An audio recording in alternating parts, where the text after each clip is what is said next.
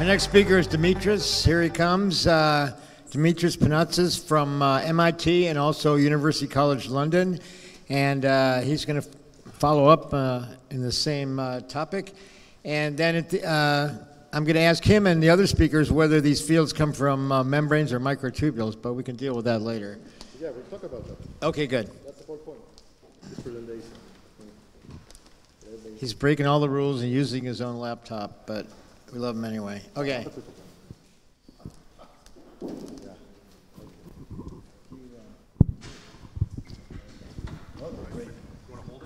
Yeah, I'll put it here, maybe. Okay. Yeah. Yep. And there's a pointer here, right? How does it? That's for the thing back. You'd have to do it off your machine. Okay. Oh, but we can't see the cursor. Never mind. Okay, yeah. Good morning, everyone. Thanks for being here. Thanks to Stuart and Tom. To Tom as well. I think the presentation before this was, and the discussion is really, really useful for what we'll talk about today. So, thanks, Tom. I will talk about something we have called cytoelectric coupling. So the interaction between aggregate emerging electromagnetic or electric fields and the cytoskeleton and microtubules. A few words about myself. I run a computational neuroscience and psychiatry and neuromarketing lab. This is where the money comes from. In London, in England. I'm also affiliated with the Department of Brain and Cognitive Sciences at MIT. I did a PhD in applied math and theoretical physics in Cambridge, and I'm glad there are so many physicists around. This is a really nice crowd. So when I got invited and to the kind invitation of the organizers, and I read the title of this conference, one word struck me specifically, the word revolution. And then, of course, I started maybe thinking what it might mean, and indeed, is it only for the understanding of consciousness that we need a revolution? Maybe there are several questions, it seems to me, in neuroscience that might require some sort of different perspective or some revolutionary thought, and it's great that we are thinking, all of us, about this. And the other thing that came to mind, of course, is this famous book by Thomas Kuhn, right, which talks about the structure of scientific revolutions. So what does a revolution mean, like I said? And he goes into a detailed study of what scientific revolutions are, as you might know, how they come about, and what happens during them. That might be related to what we are all witnessing here these days, and maybe more generally in our professional lives. Like I said, I work in neuroscience, and I agree that with the statement of the title of this conference or workshop, that we definitely need a revolution, not only for consciousness, maybe for other open questions like computational psychiatry, like curing neurological diseases and disorders. There haven't been much progress, for example, there, and I think this is for a good reason, because we need new tools and new math, I would say, or new physics, also for the physicists in the room. So Kuhn says that during revolutions, the way scientists would feel is, what they would perceive is that they would see new and different things, I'm reading from here, while looking with familiar instruments in places they have looked before. So they have seen things, they have looked at places, but it's a new perspective they're bringing. So that's what could happen. And then the scientist would feel like a subject who puts on goggles fitted with inverting lenses and initially sees the entire world upside down. And of course, you might imagine the result is extreme disorientation and acute personal crisis. So what I'll try to talk about today is, when I read this, it resonated. I'm not sure where there is a revolution happening in neuroscience at the moment. I'm not claiming that, but I will describe some sort of personal experience that came to mind when reading these lines, some sort of doubting yourself, or let's say changing a little bit the paradigm shift. And by the way, Kuhn goes on in the book and describes past examples from the history of science, of astronomy, of electromagnetism, and for chemistry, different discoveries of the planet, the new planet Uranus, and electrostatic repulsion, and combustion and oxygen by Lavoisier in chemistry. So the old theory, and like I said, this is Tom's talk was a nice, let's say, preparation for this. A very well accepted principle in human neuroscience and animal electrophysiology as well is the neural code principle, that we can describe information processing, understanding, intelligence, consciousness, if you will, looking at spikes. So information is represented or encoded in spike patterns. So I showed this to the animal, these images of different grading patterns at different orientations, classical visual perception, very simple old paradigms. And then I read the spikes from the occipital areas. And if there is any kind of, let's say, organization or information, very simply here, there is some circular structure, as you see, some affinity between different stimuli, I would be able to also read that and understand this sort of information representation from the neural activity. And the claim is that this is all sufficient. And that's the end of the story. I understand information processing and representation in the brain. So what I want to argue in favor of today is a different perspective, that spikes are not sufficient, for example, for memory function, which is what I focus on, for retaining information, of course, manipulating and having understanding and doing things like executive control and perceptual decision making. So the emerging and aggregate electric field, as defined, for example, in complex systems and in physics, and in classical even electromagnetism, or even quantum, if you like, approaches, this one, the main point here is that this is important and it has a functional role, and the role is to guide individual neurons. And I think for us today, maybe this is also more relevant because it provides a conceptual link between what Stuart might call cartoon neurons and cytoskeleton microtubules by looking at the field properties and how they come about and what their role is. So before I go into more detail about the theory, I would like to thank my collaborators and co-authors. There are 2 papers we have written, and it's, of course, there are follow-ups of earlier work I have done, but 2 recent papers this year, one in cerebral cortex about ephaptic coupling and memory network formation, the other in Progress in Neurobiology about cytoelectric coupling, which is more of an opinion paper, electric fields sculpt neural activity and tune the brain's infrastructure. So I'd like to thank Earl Miller, with whom we have collaborated for many years now, and he has done important work, very, very relevant, and leading to these notions that I will discuss today, and he has amazing experiments and devised novel experimental setups and amazing data. Also, Gene Friedman from Johns Hopkins. He's using some related work, and he also was a co-author on the paper, to build efficient brain-computer interfaces, because I think that's the future, or at least one major application of all these ideas we discuss here. If you understand, fields and emergent properties of neural populations, we can build better devices to help people to treat neurological diseases and disorders. So thanks to Earl and Gene. So what is the thesis of the theory? We call it Cytoelectric Coupling Hypothesis, and it says that electric fields help organize components of the cytoskeleton in order to tune it to process information efficiently. And this is what I will try to show here. And the cytoskeleton is very familiar to, I guess, most of you here, and we have heard some excellent presentations throughout these days, but let's say in human neuroscience, for example, or even animal electrophysiology, it's not discussed that often. I would say it's neglected. And of course, one question is, like we discussed earlier, can we really pick it up and read it in our recordings? But besides or regardless of whether we can do that or not, I think it contains very useful information. We should be carefully looking at this, because of course, it's the brain's infrastructure that connects and keeps neurons together, and it has all these important structures, like the microfilaments and the different proteins and tubulin and actin and all these complicated biological structures that many of you have done excellent work on. So it should be useful for classical, let's say, human neuroscience. And that's the point here, to try and say why and how we can understand the importance. So to make the long story short, I'll say that the cytoskeleton is important because all different parts of it filaments, microtubules,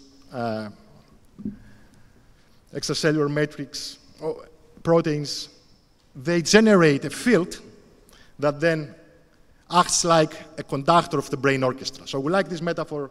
I know Stuart talked about quantum. Also in the EEG world, we talk always about, EEG recordings and electroencephalography being, or recordings being similar to what we hear when we're in a concert hall. So there are different neurons and different parts of the skeleton, and the emergent field, that's the claim of the theory, is the conductor. So it's not just an epiphenomenon, something small, like people talk about ephaptic coupling, and they say that it might be functionally relevant or it might not be, because it's very weak. We don't know, and we don't care often. So we say that it is important, maybe it's the most, or one of the most important things. And in what sense it is important? It is important for neurons, similarly to how a conductor is important for musicians in an orchestra, namely, musicians look at the conductor, so it's a point of reference and offers stability to them, and also guides them with his very, very tiny and small hand movements. So it provides stability and guidance. So following up on this metaphor, who are the brain's musicians? Similarly to orchestras, which have different sections that you see on the top left there. I don't know what. We have different brain areas that have some specialization, of course, different lobes that you see here in different colors. And any kind of intelligent process, of course, in the brain comes out of functional integration, so coordinated activity of different areas, but there is still some specificity. And we can't listen to the music and record it, of course, with electrodes like the tetrode you see up here. Can you see that? Sorry. Sometimes you can see my pointer, sometimes not. I don't know what's different. But anyway, you see blue neurons at the top right. These are pyramidal cells, and these are part of the orchestra here. But then you have other parts, even in the extracellular matrix of the cytoskeleton, and like this, the cytoplasm, and intermediate filaments, etc. And these are other musicians. So neurons and other parts of the cytoskeleton are the brain's musicians. And what is the music? The music can in different frequency ranges, if you like. It could be LFP oscillations, local field potentials, and Tom spoke about this. It could be spiking activity like what you see here. These are hippocampal slices, and you will record activity during a motor planning task from different silicon laminar electrodes that go across a slice, and the colors you see here, the blue and red, are sources and sinks of currents obtained using current source density approaches. When we have a memory, when we have a thought, there is some synchronous oscillations happening there, and we can listen to this synchronous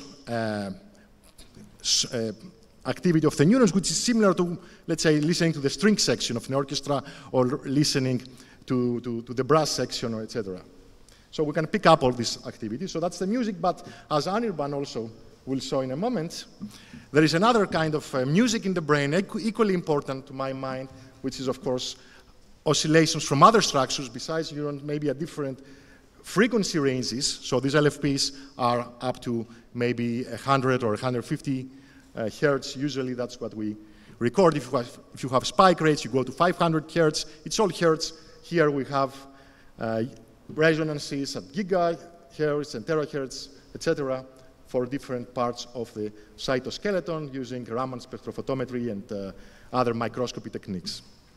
So this is the music of the brain, and then the conductor, the electric field. There is evidence known as ephaptic coupling, we heard a little bit earlier, that says that it guides neuron activity. So what you see here is results from this paper, the Froelich and McCormick study many years ago, where they put neurons, neural slices actually, in vitro, into exogenous fields, which are oscillating with different periods that you see here,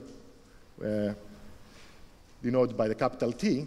And what happens is that there is entrainment of the neurons themselves to the exogenous field, and also spike properties of these neurons change, like the latencies, the synchronization if you have a population, or synaptic interactions.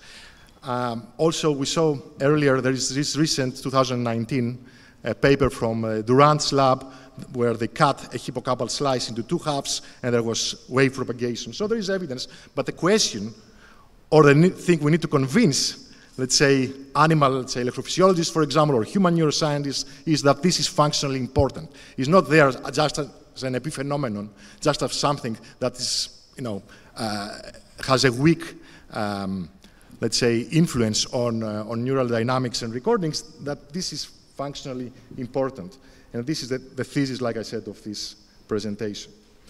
The other thing, so this is the cytoelectric coupling hypothesis, which generalizes this ephaptic coupling, that the cytoskeleton generates fields, but also is guided by them. And we saw earlier in these excellent talks about microtubules that there are electric fields associated with filaments and microstructures that if we have, for example, again, this video from the University of Michigan, if we put microtubules in electric fields and we change, as you see here, the polarity, plus and minuses, we can actively steer them, or we can, for example, if we have many of them, they align with the exogenous, the imposed electric fields, and also they change neurons and dendrite configuration.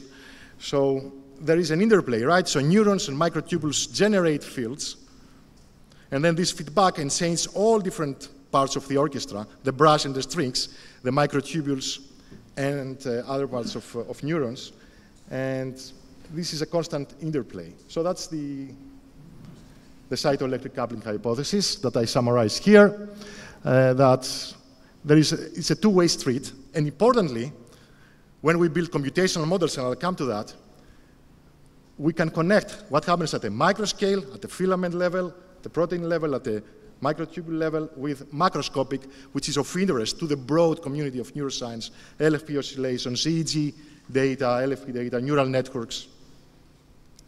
Okay, so that's a theory, right? That's a thesis. Now, I summarized it, we need to test it, so that I can convince at least my colleagues more easily about that. And if it's a nice crowd like we are all here, I'm sure I've already convinced you. Maybe you already believe me, but it won't be as easy for me in a different conference. So these are the tests we did by building models, computational models. I'll talk about that.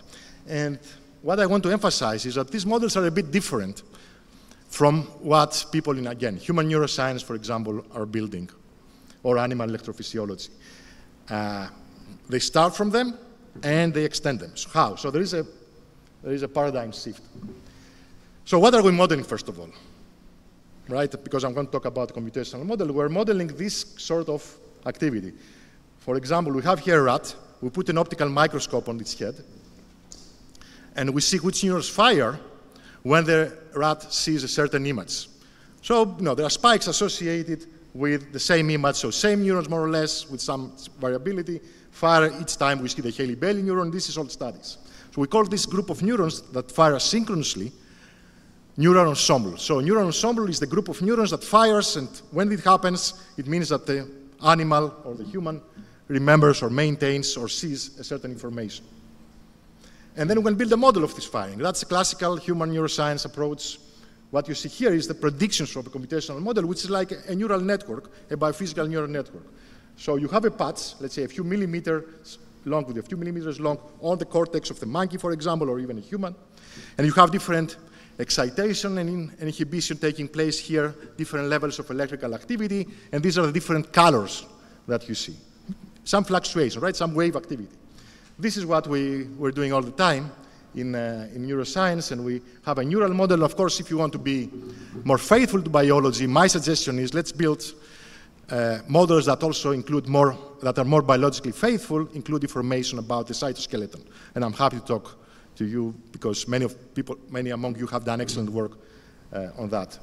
But then what is the shift here? The shift is that no matter how good our biophysical model is, if we put all possible and all details about the biology, the extracellular matrix that we forget in neuroscience, etc., this is not sufficient because we need this extra level of information representation, which is a field model from classical, for example, electrodynamics, And this is what we did. That was the paradigm shift. We have the neural model, but then we put on top this electric field model. It's separate. So if I know the sources, I can get, as you know, many of you, the classical physics, I can get the fields.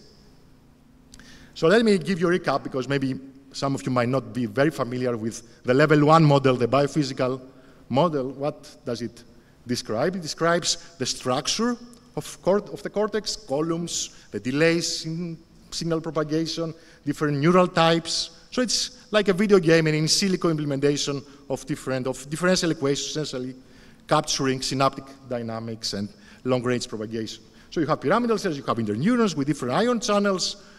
Maybe you are familiar with compartmental models, for example, with neuron as a software or something else. You can have also mean-field models, mesoscale, Amari kind of models, Maurice Leca. We have different neurotransmitters that we can also model with this approach, and this is important for schizophrenia, for autism, for neurological diseases and disorders. We can, similar to a neural network, have connectivity between them, how one part of one population or one neuron talks to the other, excitation to inhibition balance, which is aberrant in autism, like I said, or schizophrenia. We can describe all these things. And then we have different populations. We have a cartoon, kind of simplified version of what a canonical microcircuit might be. And that's what you see here, some work we did with Carl Friston long time ago. The point is that we get from different cortical layers here, we get different oscillations that are as predictions of the model that are similar to the oscillations we record, like more gamma superficially and more alpha peaks deep. That's just an example. But the claim of this talk or this presentation is that this is not sufficient. And this is what the community is missing. Because we need the level 2 model, which is the electric field model. Similarly, right, to Newton's law of gravitation, if I know the sources, I can get the field on the vertical axis here, location and time, x and y axis. We have field model that comes actually from cardiac tissue modeling, the bidomain model, and you can do everything with pen and paper, which I like because I'm a mathematician by training. I didn't do any numerical analysis for my PhD, so I like pen and paper solutions. The idea here is to basically, similarly to cable theory, if it's familiar to you, we have a cylinder that distinguishes the inside and outside of these aligned pyramidal cell neurons in the cortex, and then we have an aggregate under the assumption of some symmetry and synchronous inputs. The interior of the extracellular and intracellular spaces here, and using Bessel functions, we can have an actual pen and paper solution of the electric field that is generated by, let me go back, by these paths. So the neuron spike, we know what they are, we can record this activity, and I'll come to that, but also we put an electric field model on top, and we get predictions of what the emergent, let's say, property is at the electric field level. So, and then we put some math there from complex systems to unify things, because that's what math usually do. They're just tautologies that help us unify different things here, like these two levels.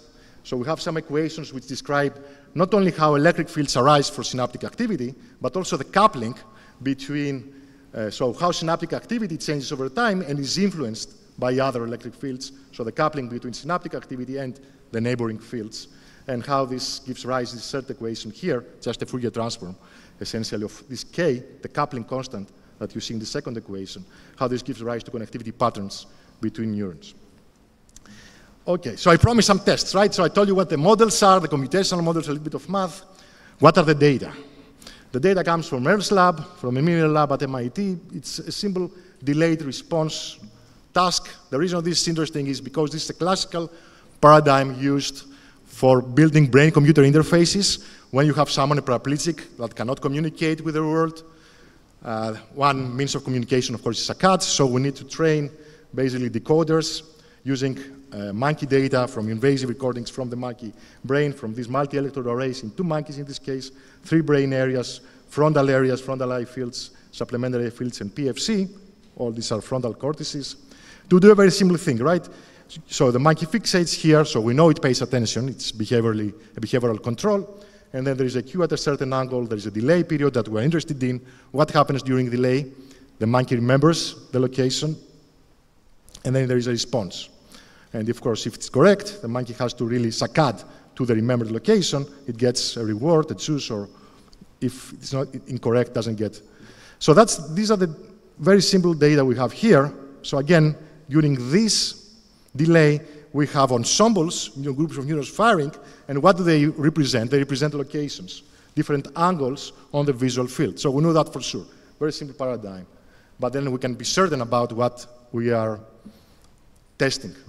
So we build a biophysical neural network, like I said, so we can reconstruct now in silico, in our computer, this activity. And why is this important? Is because I want to know the connectivity, so how one part of the paths talks to the other part. And I have these connectivity matrices that you see here. I have 6 of those because I had 6 stimuli, 6 angles that are shown on the top right corner. Theta equals 0, for example.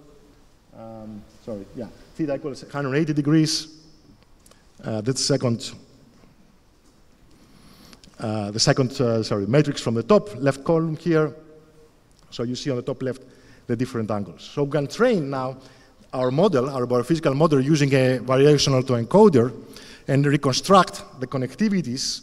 So the entries of this matrix that tells me, for example, how location 10 speaks to the other location 20, for example, within the path. So the locations have some numbers, and these are the electropositions that you see along the vertical and the horizontal axis of this matrix. And interestingly, what we find is that there is translational invariance. So we get a convolutional structure in the area, in the frontal area, not the occipital area, the frontal area that is responsible for the saccade. So we know that also the memory, there is a part of the memory cortex, the frontal cortex, that has a topographic map. So it has a map of the visual field of these cues that you see here with the dot. Sorry, I don't have a pointer, it's a bit, yeah. And this area should be similar to convolutional neural networks that mimic, as you might know, visual areas. So they have this translationally invariant structure, and this is what we find here for the connectivity without really imposing it a priori like it happens in convolutional neural networks. And then we test it actually with Mark Humphreys' approach if we find the same clustering approach, the same results in clustering, so the same connectivity, and also with high-dimensional PCA. Okay, so we have all this. How are we going to prove now these two, before I finish, properties I promised, right? Stability and guidance, that the field is the conductor. So remember, what do we have by now? We have, let me go back, sorry for that. We have a model of neural activity, the blobs, and I know the connectivity, so I know everything. Of course, I cannot record it, right? If I could record microscopic connectivity, that would be the end of the story. But I cannot do it. In practice, I can do it with my models, my theory. And then I put on top an electric field model, so I have predictions now for different memories, for different angles or thoughts of both the spiking activity, yeah, I'm finishing, and the field activity. And basically what I can do, I can look how stable it is. So I can take different trials of the same stimulus of the same memory. So here, this matrix is trials by trials for the same, theta equals 0, for the same thought. And I find correlations, very simple thing, right? I look if the activity is the same. And I find the percentage of correlated trials across electrodes, samples, that I'm finding activity, and also across stimuli, different thoughts. And always, the percentage of correlated trials when I use fields is higher than the percentage of correlated trials when I use neural activity predictions. Which tells me that the fields are more stable than neural activity. That's a stability argument. There's another way to find stability. We have done it a couple of times, a couple of ways actually, using, for example, decoding accuracy. So can you decode information, of course, from spikes and fields? Yes, you can, also from fields. But then the accuracy, when you use fields, because there is less noise, presumably, it's a higher level of information representation. The decoding accuracy, how well you can decode, you see that also with confusion matrices here, you can do it better basically, with fields, which again says that there is information at the field level which is somehow more robust, more stable than the information at the neural level. So that's a couple of arguments for stability. What about guidance, which is the top-down causal, the main thing, that is a conductor that gives instructions to neurons? We used a variation of Granger causality from econometrics. You might have heard that, or it's used in neuroscience. So I have two time series. Can I predict quantity B, the time series B, from time series A, the next value? Of course, here we have fields interactions, right? Which means that we have an infinite speed of propagation. So the classical metrics, which assume some delays in signals, if you do financial time series, for example, analysis, always a finite delay in time. So this doesn't apply. So what we did is we flipped the method on its head, and we used special Granger causality, and we found that indeed, when we look at how the predictive power of the fields to neural activity, this is the red here, is much, much larger, 1 order of magnitude larger, for both brain areas, FEF and SEF, the red lines that you see here. Left column is basically the field to activity direction, right column is the activity to field. So the red is much bigger than the blue, and this tells me that the causal influences from the field level to the neural activity level are much larger than the other way around. So there is guidance top-down. We see that also. This goes for the same area, of course. I'm not saying I'm talking about telepathy in the brain, obviously. So this is all local. But then if we look about similarities of information representation across different brain areas, and I don't have too much time to go into all these details, but the main result here is something called deviation, which is the correlation distance of correlation distances. So if you are a neural network enthusiast, you use representation similarity analysis to find similarities of how information is represented in a neural network and the brain, for example. Here we used similar idea, not between neural net and brain, but between memory or thought representation in area 1 and area 2, FEF and SEF. Remember, we have multiple areas. And we find that information representation is similar, statistically significantly similar, when we look at fields, not when we look at neural activity. That's where statistical similarity lies. So again, this is another argument in favor of fields guiding neurons and really mediating this information similarity, let's say. So the same memory is encoded in different parts of a memory network, different parts of a brain, and this is done by fields. So fields guide essentially the merging of thoughts and memories. So that's cytoelectric coupling, and of course we heard what it might mean for consciousness, so I won't say too many things about this. We heard also Tom's talk earlier and other talks, that importantly, electric fields via cytoelectric coupling could mediate consciousness, computations, and crucially they are privy to the agent, so things like first-person perspective and sense of presence and quantum of time could be explained through this mechanism of emerging fields guiding neurons. And with this, I'd like to thank you all for your attention, and again thank Thomas and Stuart.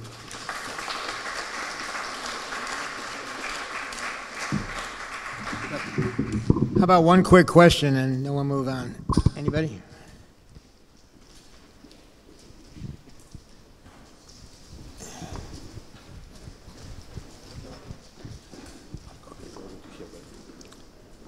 I'll repeat. Hi, thank you for your talk. That was really interesting can you see me? Okay, to learn about the fields, because EEG as a technology has been scrutinized and there's been a lot of emphasis on the individual neurons. Are you saying that then measuring the voltages might actually be some kind of like validation? Like, because the voltages of EEG come from the big scale fields and the propagation of those fields through the cortical spaces. Are you saying then that this really can support EEG as a methodology? Or are you saying we still really should look at local neural networks too and do LFP and then look at the fields directly around small populations of neurons? Could you just speak a little bit about that? Yeah, thank you. Yeah, I think, so the fields we're talking about here are near fields, as they are called. So they're very close to the cortical surface, and it's very hard to measure them, obviously. So I guess we would need multi-electrode arrays. Even those are not sufficient. We need some other techniques, and maybe some of you might have some idea how we can measure with, differently fields at this micrometer scale or fractions of millimeters that we need here. And of course, can we do that in vivo, in monkey brains, if we really want to test this? That's another open question. So yeah, we have to go to the microscale, and we need new field techniques. Maybe, I don't know, Anirban has some idea later about how to do that. Yeah. Okay, let's thank Dimitrios very much. Good job.